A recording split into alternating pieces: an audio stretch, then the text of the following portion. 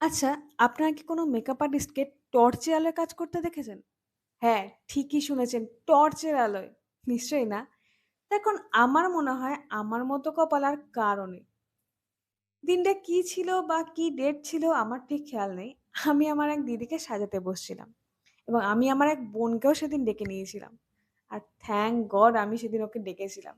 তার কারণ সাধারণত আমি কমপ্লিট মেকআপটা করি। শাড়ি ড্রপিং থেকে শুরু করে হেয়ার স্টাইলিং এমনকি জুয়েলারি সেটিং পর্যন্ত আমিই করে দিই। কিন্তু সেদিন আমার বোনকে ডাকার কারণ হচ্ছে, সেদিন আমাদের বাড়িতে একটা ছোট্ট খুদে ছিল। আর আমি তার মাকেই সাজাতে বসছিলাম। আর সেই খুদেটিকে এক জায়গায় চুপচাপ বসানো জাস্ট ইম্পসিবল। তার জন্য আমি আমার বোনকে ডেকে নিয়েছিলাম এবং ওকে বলেছিলাম, "তুই জাস্ট চুলে ক্রিম্পিং টুকু আমায় করে দে। বাকি সব আমি করে দিচ্ছি।" তো সেই অনুযায়ী কাজ শুরু হয়। আমি ফেস প্রিপারেশন করি, ফেসে কালার কারেক্টিং করি, ফাউন্ডেশন দিই, ব্লাশার, হাইলাইটার সবকিছু দিয়ে কমপ্লিট করি। আর পিছনে আমার বোন চুলে ক্রিম্পিং করতে থাকে।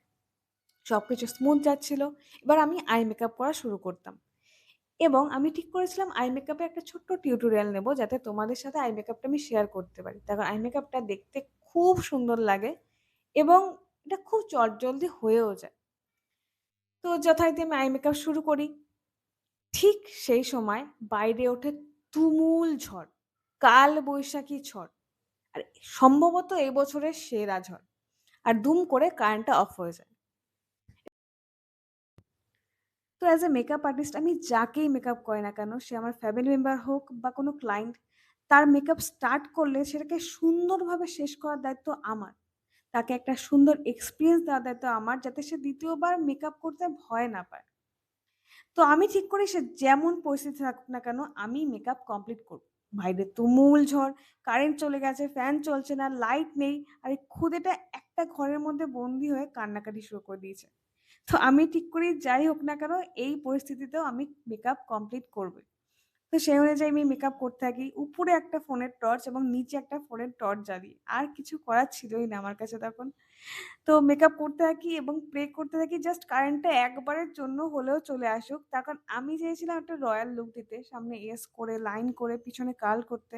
যার জন্য আমার কারেন্টের দরকার ছিল। তো এবং লাইটার তো অবশ্যই দরকার ছিল। তো যাই হোক আমি মেকআপ কমপ্লিট করতে থাকি এবং কারেন্টের জন্য প্রে করতে থাকি। কারেন্ট আসেনি বলে সত্যি কথা বলতে তোমাদের সাথে আমি আই মেকআপের টিউটোরিয়ালটাও ঠিক করে শেয়ার করতে পারলাম না। যেহেতু ফোনে টর্চ চলছিল। তো ওই পরিস্থিতিতেও মেকআপ করতে থাকি এবং ভগবানের কাছে প্রে করতে থাকি যে একবার কারেন্টটা চলে আসুক। কিন্তু কারেন্ট আসে না। ঝড় থেমে গেল সেদিন কোনো কারণে হয়তো কারেন্টের কোনো প্রবলেম ছিল, কারেন্ট আসেনি। তো আমি কোনো রকমের সামনে যেটা ভেবেছিলাম করতে তো পারিনি। কিছু একটা করেছি যেটা অন্ধকারে তোমরা হয়তো বুঝতেও পারছো না ঠিকঠাক। তবে সত্যি মুখের সামনের সঙ্গে যাচ্ছিল হেয়ার স্টাইলটাও। তোমাদের সাথে ঠিক করে আমি দেখাতে পারলাম না। তো হেয়ার স্টাইল শেষ হয়ে যায়, আই মেকআপ শেষ হয়ে যায়। শাড়ি ড্রপিং করার সময় আমি ভাবছিলাম যে কারেন্টটা একবার চলে আসুক যাতে আমি কিছু ফটো তুলতে পারি তোমাদের সাথে শেয়ার করার জন্য। তো জুয়েলারি পরানো হয়ে যায়। সবকিছু হয়ে যাওয়ার পরেও সেদিন কারেন্টটা দেয়নি। হয়তো কোনো প্রবলেম হয়েছিল লাইনে। এবার প্রবলেম হচ্ছে আমি ছবি তুলবো কি করে? ছবি তোলার জন্য তো অন্তত আমার লাইট লাগবে। তো যাই হোক আমি ফোনের ক্যামেরাতেই ছবি তুলতে থাকি এবং ফ্ল্যাশ জ্বালিয়ে, টর্চ জ্বালিয়ে কিন্তু কিছুতেই আ ছবিগুলো ভালো আসছিল না। ফ্ল্যাশের লাইটের জন্য বা টর্চের লাইটের জন্য মুখে একটা অদ্ভুত শ্যাডো পড়ছিল যেটা মোটেও মেকআপটাকে বোঝাচ্ছিল তো নাই, উল্টে একটা অদ্ভুত শ্যাডো ক্রিয়েট করছিল। যেটা দেখতে খুব একটা ভালো লাগছিল না। তো এবার আসি আমাদের প্ল্যান বি তে। আমরা রীতিমতো মোমবাতি জ্বালাই। মোমবাতি জ্বালিয়ে মোমবাতির আলোতে ফটোশুট করি। তো তোমরা এখন যে ফটোগুলো দেখতে পাচ্ছ সব কয়টাই মোমবাতির আলোয় তোলা। তো তোমরা জানিও এত কষ্টর পর, এত ঝুট ঝামেলার পর তোমাদের মেকআপটা কেমন লাগছে?